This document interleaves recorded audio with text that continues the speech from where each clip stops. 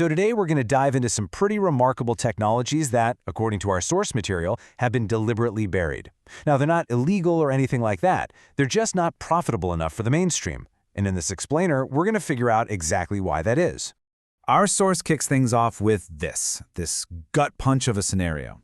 Imagine this. You've got maybe 48 hours before that vial of insulin turns into poison. Your generator fuel, it's turned to gunk. Your solar panels are hooked up to a battery that's been slowly dying since the day you brought it home. And in that one moment, the one moment you absolutely need it to work, you realize the gear you trusted was actually designed to fail. And that, right there, that's the big idea we're exploring today. The source claims that the survival industry, from energy all the way to outdoor gear, has a dirty little secret. It actually profits from what's called planned obsolescence.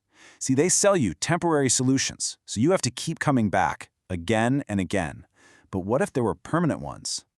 Okay, let's get into the first piece of tech. Our source calls this the biggest scam in modern preparedness, the very batteries you are constantly told you have to buy and rely on. You know, you walk into a store and you think you have options, right? You've got the lightweight, high-tech lithium-ion, or you've got the heavy-duty, supposedly reliable lead-acid. But here's the thing our source points out. You're just choosing between two different kinds of electrochemical time bombs. The dirty secret is that both of them are engineered with a built-in death sentence. And this isn't some accident. It's a profitable feature. What's so wild about this is how these failures are literally hardwired right into the chemistry. With lithium-ion batteries, these tiny metallic thorns, they call them dendrites, they grow with every single charge cycle. Eventually, they poke a hole where they shouldn't and cause a short, or worse, a fire. With lead acid, you've got these sulfate crystals that build up on the plates and just permanently strangle the battery's ability to hold a charge. Both are absolutely guaranteed to fail. But what if there was another way? Well, our source points to a technology patented by none other than Thomas Edison over a century ago. It's the nickel-iron battery. In this thing, the electrolyte, it doesn't actually get consumed in the reaction. It just kind of sits there, like a referee, just watching the action without getting used up. It doesn't age, which means the battery itself is, for all intents and purposes, chemically immortal. And when you look at this table, man, it's not even a fair fight.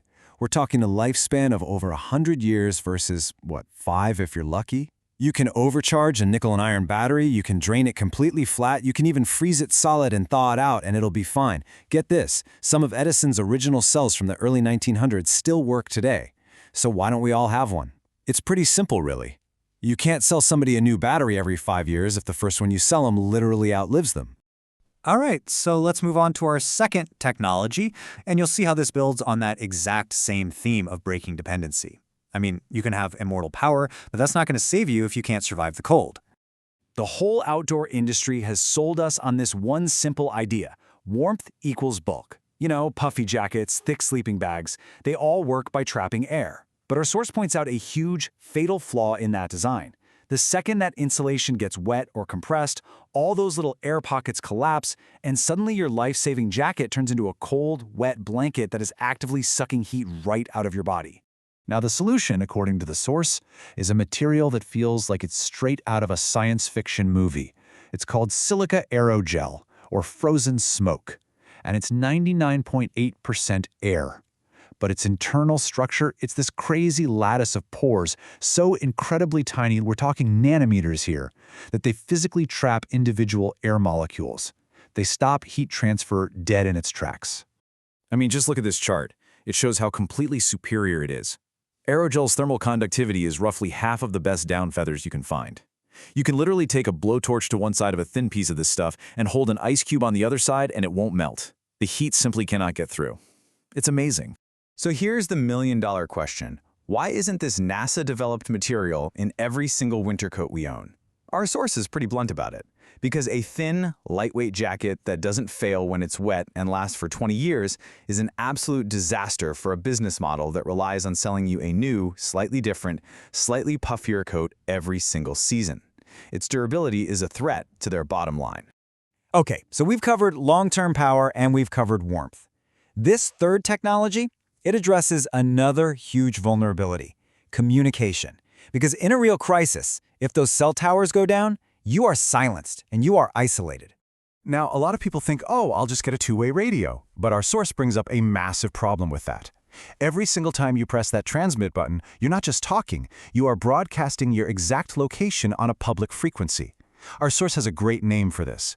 You're ringing the dinner bell for anyone, hostile or just desperate, who might be listening. So, enter Meshtastic. This is a totally different way of thinking about it. It's a decentralized, encrypted, text-based network where every single device also acts as the repeater for every other device. There is no central tower to take down. In fact, the network gets stronger and more resilient the more people join it. It's anti-fragile by its very design. And it's pretty slick how it works. Your message just hops from device to device, automatically finding the best route around obstacles like hills or buildings. If one of those nodes goes down, no big deal. The network instantly heals itself and just finds another path. So you can send a secure, encrypted text message across an entire city without a single cell tower anywhere in sight.